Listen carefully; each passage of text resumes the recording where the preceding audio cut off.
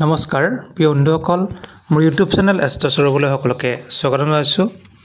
আজি ৰাশিফল আৰু পঞ্চাংগখিনি দিবলৈ ওলাইছোঁ। আজি হৈছে চ'ত মাহৰ 30 তাৰিখ শনিবাৰ আৰু এপ্ৰিল মাহৰ 13 তাৰিখ। সূৰ্যোদয় হৈছে ৰাতিপুৱা 5:05 গৈ 20 ছেকেণ্ডত আৰু সূৰ্যাস্ত হৈছে আবেলি 5:38 গৈ 55 ছেকেণ্ডত। আজি তিথি হ'ব শুক্লপক্ষৰ পঞ্চমী তিথি আৰু থাকিব আবেলি 3:54 আৰু নক্ষত্ৰ হ'ব মৃগশিৰা নক্ষত্ৰ আৰু যোগ হ'ব সৌভাগ্য যোগ আৰু সৌভাগ্য যোগ থাকিব ৰাতিপুৱা 5:50 গৈ 13 ছেকেণ্ডলৈকে। তাৰপিছত হ'ব শোভন যোগ আৰু কৰণ হ'ব বালৱকৰণ।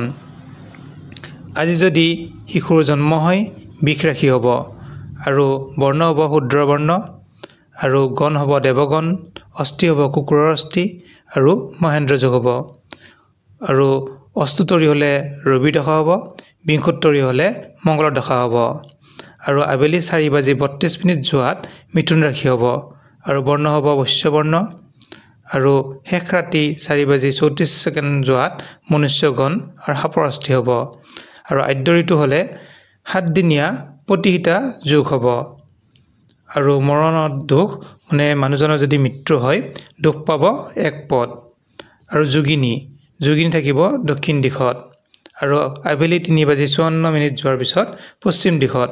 যোগিনীত কোনো শুভযাত্ৰা বা শুভ কৰ্ম নাথাকে আৰু যোগিনী যিটো দিশত থাকিব সেই দিশত শুভযাত্ৰা নাথাকে আৰু যদি চোৱা যায় শুভ কৰ্ম একো নাই আৰু খোৱা লোৱা যদি চোৱা যায় বেল খাব নালাগে।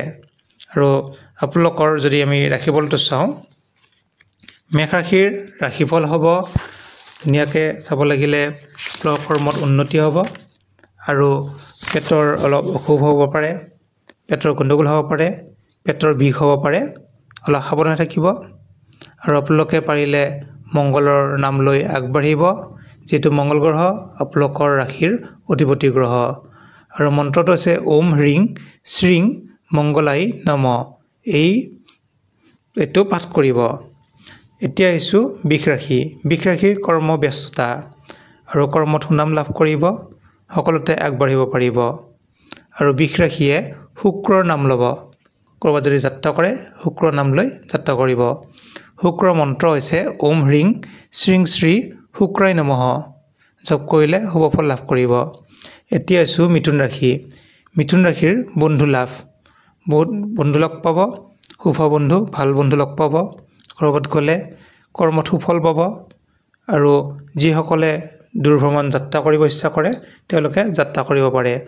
আপোনালোকে বুধ গ্ৰহৰ মন্ত্ৰ জপ কৰিব ওম ঐং শ্ৰীং শ্ৰীং বুধাই নমঃ।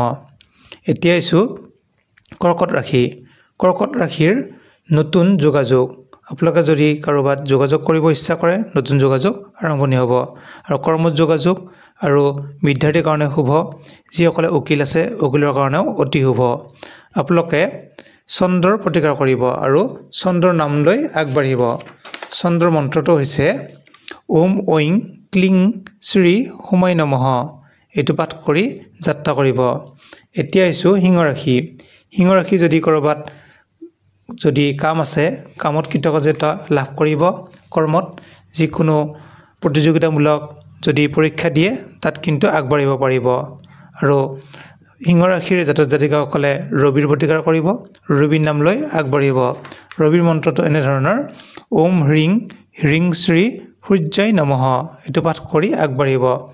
এতিয়া আহিছোঁ কন্যা ৰাশি প্ৰেমত শুভ, বিদ্যাৰ্থীৰ কাৰণেও শুভ, পুলিচ আৰ্মি মিলিটাৰীৰ কাৰণে অতি শুভ দিন আৰু আপোনালোকে বুধৰ প্ৰতিকাৰ কৰি আগবাঢ়িব। বুধৰ মন্ত্ৰ হৈছে ওম হ্ৰিং শ্ৰীং শ্ৰীং বুধাই নমঃ।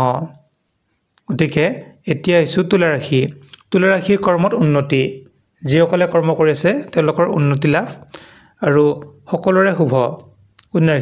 তুলা ৰাশিৰ কাৰণে অতি শুভ দিন। তুলা ৰাশিয়ে শুক্ৰ নাম লৈ আগবাঢ়িব ওম হ্ৰিং শ্ৰীং শুক্ৰাই নমঃ। এই মন্ত্ৰটো পাঠ কৰি আগবাঢ়িব। এতিয়া আহিছোঁ বৃশ্চিক ৰাশিয়ে বন্ধুৰ সহায় পাব।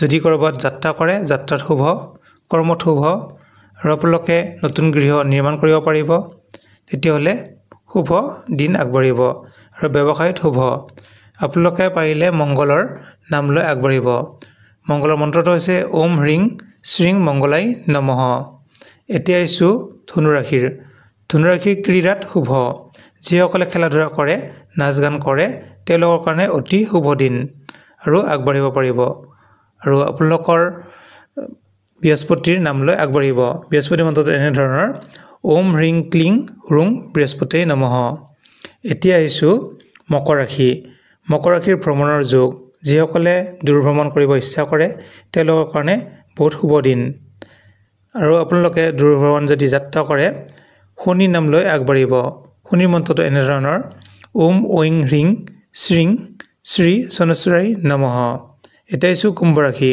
কুম্ভ ৰাশিৰ উত্তম বস্ত্ৰ লাভ আৰু যিসকলে ব্যৱসায় বাণিজ্য কৰি আছে তেওঁলোকৰ শুভ দিন লাভৰ যোগ বহুখিনি শুভ হ'ব আপোনালোকে শনিৰ মন্ত্ৰ জপ কৰি যাত্ৰা কৰিব শনি মন্ত্ৰ এনে ধৰণৰ ওম ঐং হ্ৰিং শ্ৰীং শনিশ্চৰাই নমঃ এতিয়া হৈছে মীন ৰাশিৰ কৃতকাৰ্যতা লাভ কৰিব কৰ্মত সুনাম হ'ব বিদ্যাৰ্থীৰ কাৰণে অতি শুভ দিন আপোনালোকে বৃহস্পতি নাম লৈ আগবাঢ়িব বৃহস্পতি মন্ত্ৰটো এনে ধৰণৰ ওম হ্ৰিং ক্লিং হুৰুং বৃহস্পতি নমঃ ধন্যবাদ